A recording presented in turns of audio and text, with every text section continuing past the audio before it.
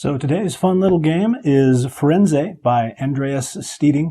This one is one where you build different towers in the city of Firenze, and it's primarily a resource management construction game. Let's take a look at it. Inside, you got your self-instruction booklet, and there's a handy guide that tells you what all the different action cards that you'll be using through the course of the game are. Got your player board. Very nice. I love the colors on this thing. It's one of the parts about this game that I really enjoy. It's visually pleasing as you play it. There are player boards. These are called construction sites. When you build things, build towers using the bricks that are in here, you'll be putting them on this. You'll also have a storage that you'll want to keep off to the side. Don't just store your bricks on here. That gets confusing. You've got the bag that has the different bricks you'll be using through the course of the game. These have a little shape that allows them to lock together, so as you build your towers, they will, for the most part, keep from falling apart when you bump them. They still have problems, so don't go hog wild, you know. You have different player colors. It's a 4-player game, 2 to 4. Really, 3 and 4 is a really good number to play the game with. But you have 4 different colors. Each person has one marker that'll start on the board to keep track of your score, and you'll have different colored seals. But we'll get over those. We'll go over those in a little bit. Then you have balconies and other little sets that will go up on the game as we go through the setup and everything. Then there are reference cards. Each player gets an A and a B reference card to tell you what you can do on your turn, and a quick reference guide for the different types of action cards and when you use them. Then you have the actual action cards themselves. There are 10 of these that are supposed to start on top of the deck. They have a little symbol in the lower right-hand corner, so you want to take all 10 of those out, shuffle them up randomly, and keep them on top, and shuffle the others, put them on the bottom. Also, for your first game, really for your first couple of games, until you have a group that is familiar enough with the game to be comfortable and know that people are going to screw with them throughout the course of the game, that's when you'll want to add this card, the Campanile card. But for the first couple of times that you play this, and any time that you're playing with somebody new, take this out of the deck, because this is the really nasty one that sends the play into upheaval. So don't include that your first couple of rounds. So to get started with the pieces, everybody's going to take a color, and you have these corresponding little chits that you're supposed to keep on your construction area to let you know what color you are. This is one of the parts where I'd actually strongly recommend actually drilling a little hole in here and indenting that, or just gluing it to the actual board. That way it doesn't get knocked off. That's the easiest way, because as you're doing things going back and forth, by the end of the game, I usually can't even find where the heck I put this thing. But everyone's going to take the seals of their particular color, and depending on how many people are playing in the game, that will dictate how many of these seals you're going to use. The end of the game is triggered when one person uses their last seal. Everyone then gets one final round, at least the other players get one final round, and then the game will end. Everybody has this little start token, which we talked about. Those all go on number 1, and we get rid of the rest. There are also white seals that are already going to start on the board. What this represents is the towers that are built throughout the city, and what color those towers currently are, or what material they're made out of.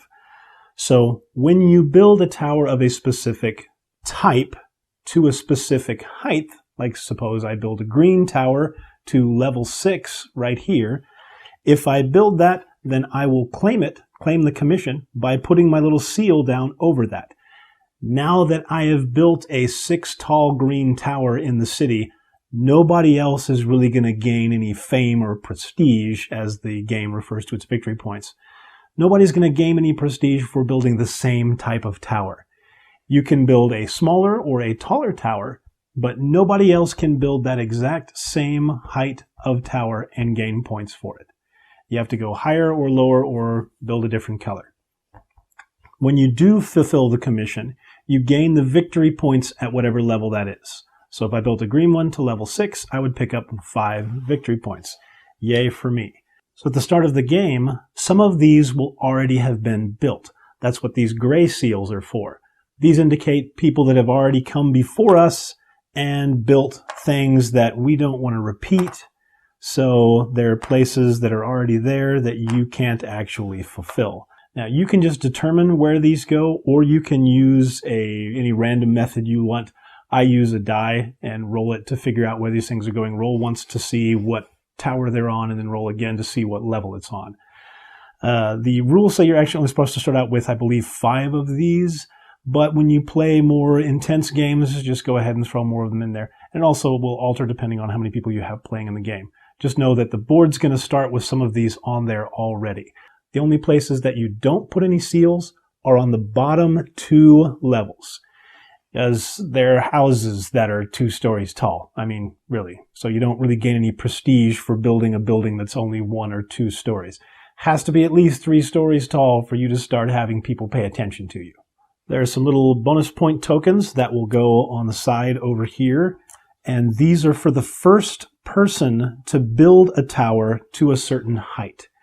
If you're the first person to build a tower to level 6, like I did right here, I would actually gain 2 bonus victory points.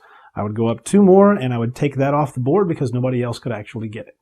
There's also this extra 5 points token. This sits up at the top in this big shell up here. The first person to use their final seal will actually gain that and get an additional 5 points for the end of the game. And there are also balconies. Balconies are like certain levels to the towers that are worth even more points if you actually can get them. Now again, you could choose which ones you want for this, or you can do them randomly.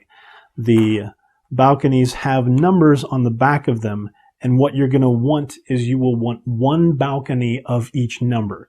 You will want one number 1, one number 2, number 3, like that one, and a number 4. So suppose I chose those 4 at random. I'm going to turn those over, and these will now take the place of those levels on the board. The first one is level 6 of yellow is actually now worth 8 points instead of the 5 that it was worth before. Second one over here is level 5 down there. This one over here and over here. The trick to the balconies is that they must be completed in a specific order. The first balcony has to be completed before anybody can build the second balcony, which happens before you can build the third balcony, which is before you can build the fourth balcony. So as the game goes on, you might be able to look at it and be like, oh, that person's about to build the first balcony, so I'll start working on the second one. Well, they might decide to scratch their production and not actually build the balcony just to make it more difficult for you to build that balcony. So that plays throughout the course of the game. Don't worry about it too much right now. But you will start with 4 of those on the board, and it's usually better to put those down first. That way you don't have a seal already in that location. Worst if it is, just move it out of the way. You know how to do this. The only other thing to start the game is to put out 6 of the action cards down here in the spaces we'll be taking them from. Start from the top of the deck and put the first card into this area that's marked with the 0 little building blocks on it and all the way up. So just count yourself up, deal those out so that you have cards to start with, and put the rest in a little stack off to the side. Lastly, we have to add some bricks to the game. Each card that comes out gets 4 bricks put on it randomly from the back. You simply draw 4, put those 4 on a tile, and then put 4 on the next tile, move your way all the way up. Also, at the start of the game, whoever the starting person is, whoever was in a tower the most recently, that person is going to start with 2 white bricks that you'll need to fish out of the back. The next person starts with 3 bricks, the next person with 4 and 5. So I'm going to go ahead and start myself with 2 bricks, and I'm going to put some blocks out here, and we're going to be ready to go. Now, this card has the breakdown of the player turn. The order that it has to go in has got to be from top to bottom. You can't do these things in any order that you want. You have to follow the actual order. And the first action on the card is mandatory. It's the only one that you must do, and you must take a card from the row. Now you start with a couple of bricks, and as the game plays on, you'll be gaining more of them. So every turn you're going to grab one of these cards, and when you do, you're going to grab the corresponding bricks on it. So say for my turn, if I wanted to go ahead and grab this one, I would take the card and take the corresponding bricks on it. Since I took this card, it doesn't cost me anything to get it, because that's what's down here on the bottom. If I decided I didn't want this card, but perhaps I wanted to pass and get this one, which I don't know why I would want it, because that's actually a bad card. But let's suppose that maybe the bad card was in front. And suppose I wanted to pass over that because I don't want to burn up the bricks that I already have. I want to go ahead and go for this card right here. If I do, I can take this card, but I have to pay 1 brick to do it. Any colored brick that I have. And when I pay it, I have to pay that to whichever cards I'm passing over. So I'm passing over 1 card, I'm going to actually add that brick to that one. Even though that's a fire and it's something bad that's going to end up costing you bricks when you take it, eventually over the course of the game, more bricks are going to be added to this every time it's skipped. And eventually somebody's going to look at it and be like, okay, there's like 9 bricks on there. It's worth taking it now. Who cares if I have to burn a few bricks up? Once choice is made, slide these things down, pull out a new card and a new 4 bricks from the bag to go on that space. And this does become important because it plays into the next part of your player turn. I've got myself my little card here, and I will be able to use that. This cheat sheet will help to tell me exactly what that card does, when I can use it, if it has a lasting effect or a one-time effect, and all that good stuff.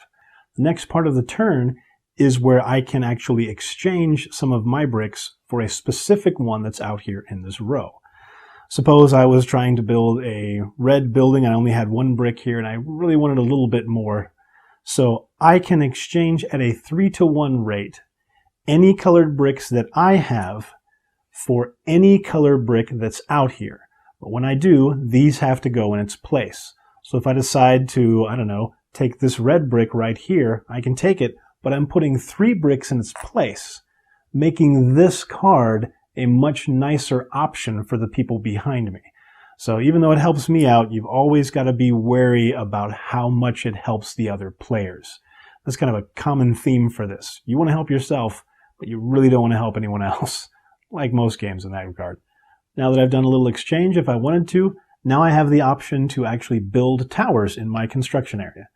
So you can build towers of any color. You can build as many as you want on 1 turn, but the more bricks you add to your building, the more bricks you're going to have to pay as a cost in order to do it.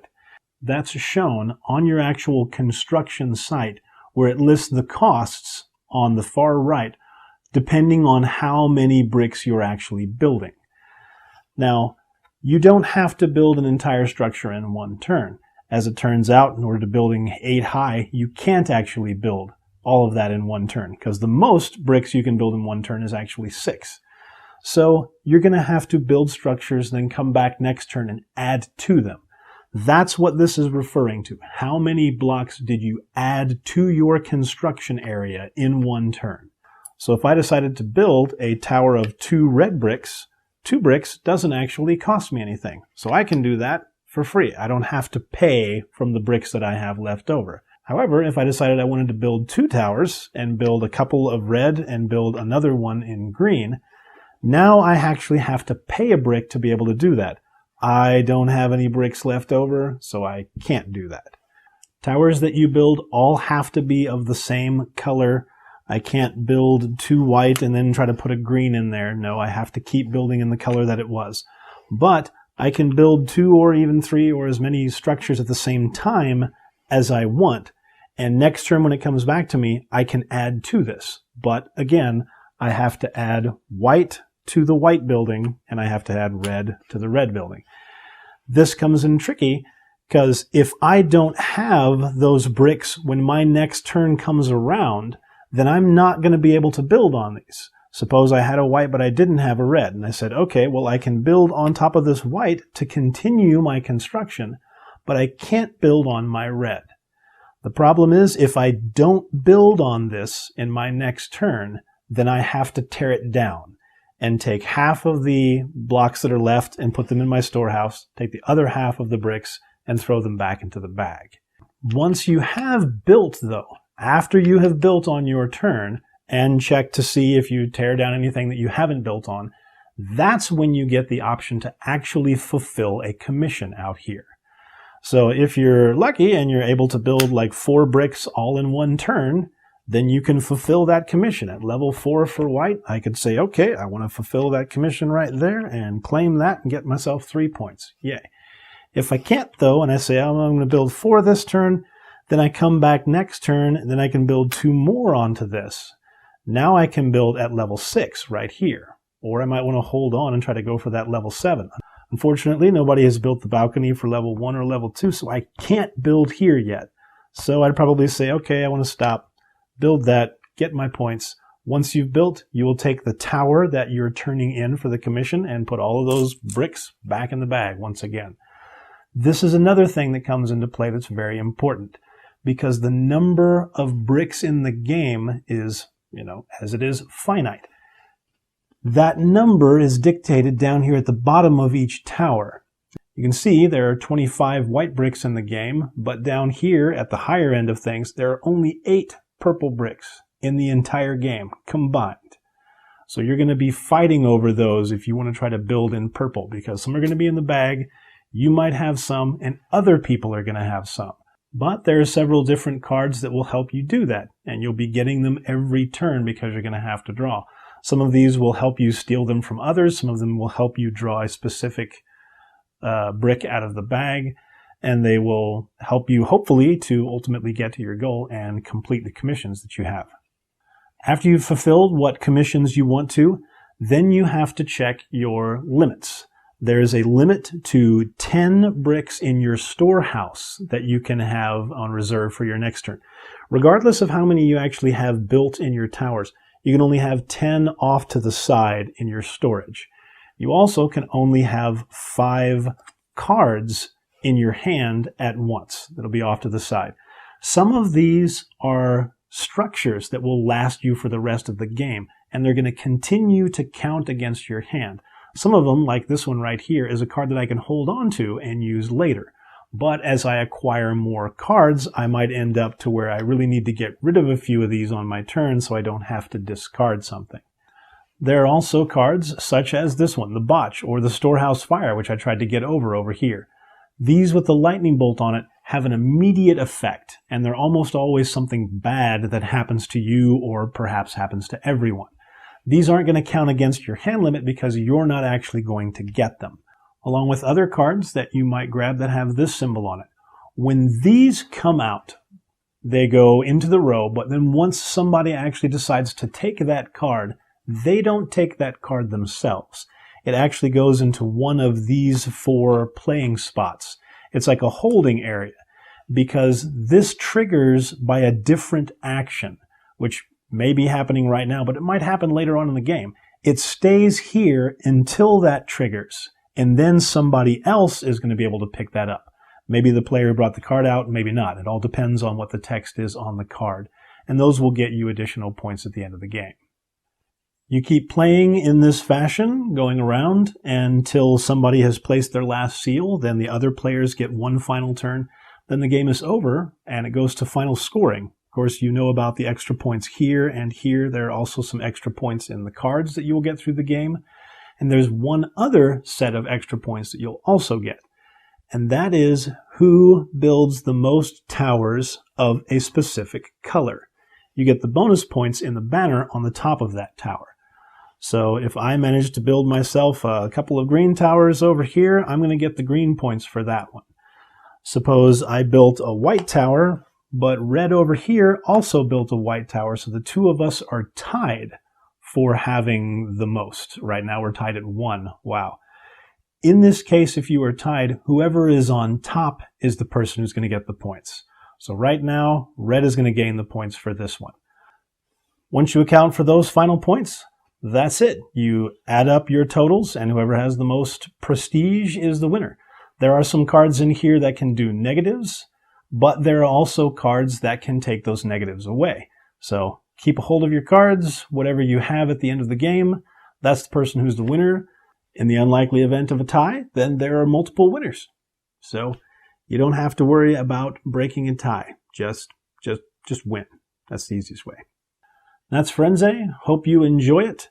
It's very colorful, and I like to play it building the bricks. I don't know, maybe it's soothing for my own mind, but I like it. Have fun, enjoy it, and we'll see you next time.